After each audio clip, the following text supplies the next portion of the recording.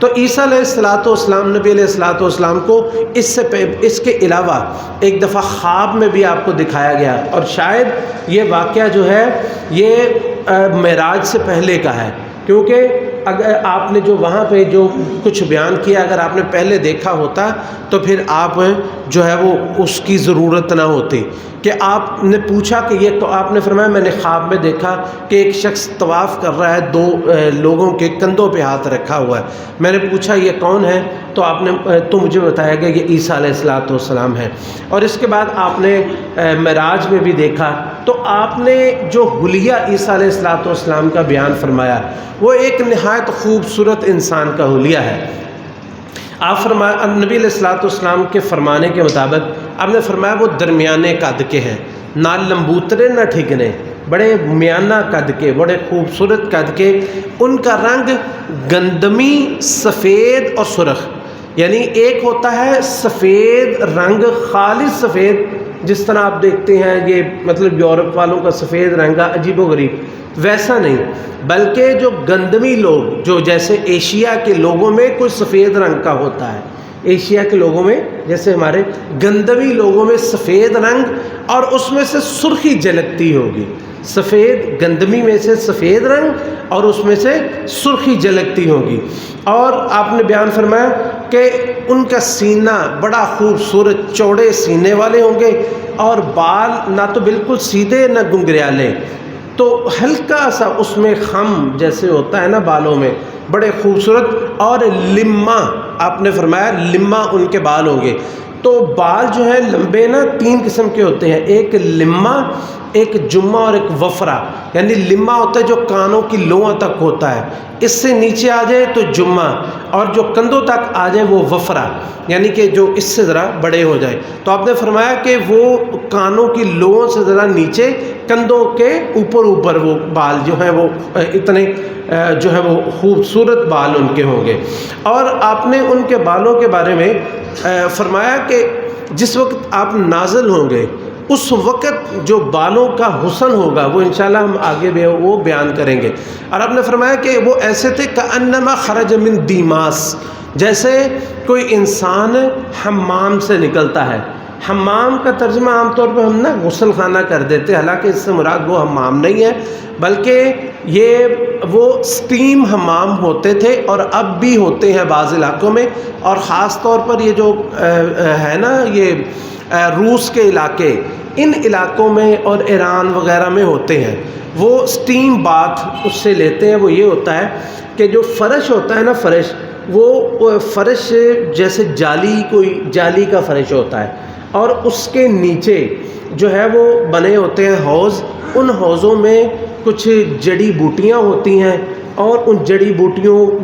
جو ہے وہ پانی میں بھیگی ہوتی ہیں، ان کو نیچے سے گرم کیا جاتا ہے، تو وہ جڑی بوٹیوں کا جو بخار، یعنی اس کے جو بھاپ جو اس سے نکلتی ہے،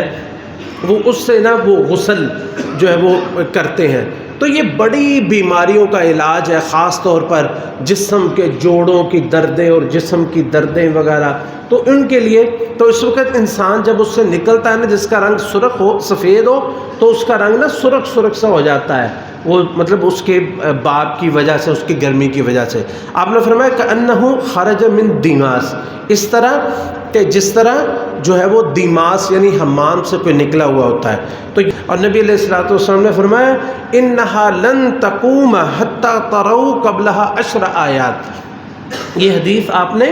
جو ہے یہ تبوک کے موقع پہ فرمائی تھی۔ آپ نے فرمایا قیامت اس وقت تک قائم نہیں ہوگی جب تک 10 نشانیاں نہ دیکھ لو۔ اس نشانیوں میں سے ایک آپ نے فرمایا تھا کہ نزول عیسیٰ بن مریم، کہ عیسیٰ بن مریم کا نزول۔ تو نواس بن السمان رضی اللہ تعالیٰ عنہ عیسیٰ بن مریم علیہ السلام ان کے نزول کا منظر جو ہے نبی علیہ السلام کی زبانی بیان کرتے ہیں کہ نبی علیہ السلام نے فرمایا کہ جس وقت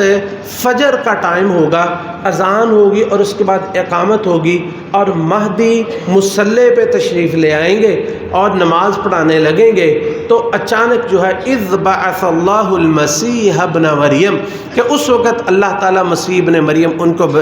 بھیجیں گے، فینزل، عند المنارۃ البیضاء شرقی دمشق، تو دمشق کے مشرق کی جانب ایک سفید مینار اس کے قریب وہ اتریں گے، بین مہرودتین،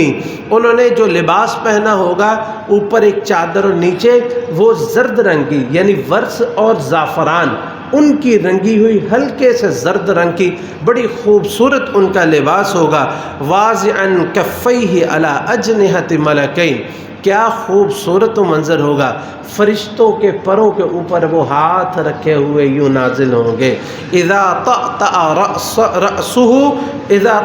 رأسه قطر واذا رفعه تحدر منه جمان كاللؤلؤ۔ اچھا، میں نے جتنی روایات پڑھی ہے نا، ان روایات میں نا ایک چیز نے میری بہت زیادہ توجہ میری اس طرف ہوئی، وہ یہ کہ عیسیٰ علیہ السلام کے بالوں کا جو حسن ہے نا وہ بڑا ہی عجیب ہے، بہت ہی جو ہے وہ ایک دل نشین تذکرہ نبی کریم صلی اللہ علیہ وسلم نے فرمایا، جس کا خلاصہ یہ ہے کہ آپ نے فرمایا کہ ان کے بال یوں چمک رہے ہوں گے کہ ایسے لگے گا کہ یہ ابھی نہا کے آئے ہیں، لیکن بال بالکل خشک ہوں گے لیکن چمک اس طرح ہوگی اس کے کہ جیسے ان میں پانی لگا ہوا ہے، یعنی اتنی چمک۔ اور آپ نے فرمایا بلکہ اس میں سے آپ نے فرمایا جس وقت سر جھکائیں گے تو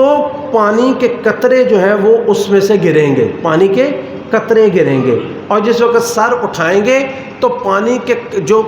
پانی کے قطرے وہ چاندی کے موتیوں کی طرح ڈلکیں گے۔ ایک عجیب جو ہے وہ بڑی ہی دل نشین آپ کے بالوں کا تذکرہ ہے کہ ایک تو بال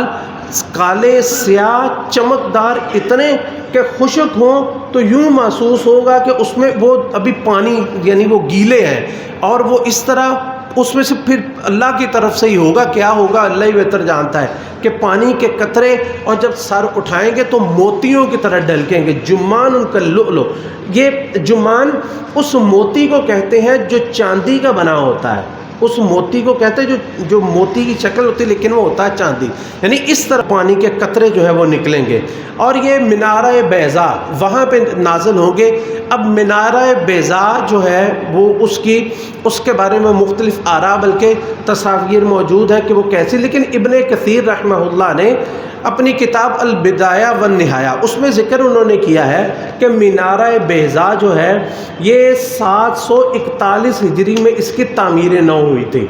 741 ہجری میں ابن کثیر رحمۃ اللہ علیہ کے دور کی بات ہے۔ فرماتے ہیں کہ اس کی تعمیر نو ہوئی، تعمیر نو کی اس لیے ضرورت پڑی تھی کہ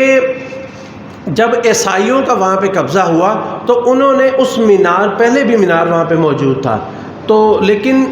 وہ کس شکل میں تھا اللہ بہتر جانتا ہے، انہوں نے اس مینار کو گرا دیا اور جلا دیا، پھر اللہ تعالیٰ نے مسلمانوں کو فتح نصیب فرمائی تو مسلمانوں نے عیسائیوں سے پیسے نکلوائے اس کے۔ اللہ تعالیٰ جب مسلمانوں کو جب عزت دیتا تو ایسے ہوتا تھا، ان سے پیسے لیے اور ان کے پیسوں سے سفید پتھر کے ساتھ جو ہے وہ مینار جو ہے وہ کھڑا کیا گیا، اس مینار کے قریب، بعض میں کہ اس کے اوپر یا قریب، بہرحال جیسے بھی اللہ بہتر جانتے ہیں وہ کیسے ہوگا، وہاں پہ نازل ہوں گے، فرشتوں کے پروں پر سر جو ہے وہ ہاتھ رکھے ہوئے ہوں گے، یہ ان کا حلیہ ہے۔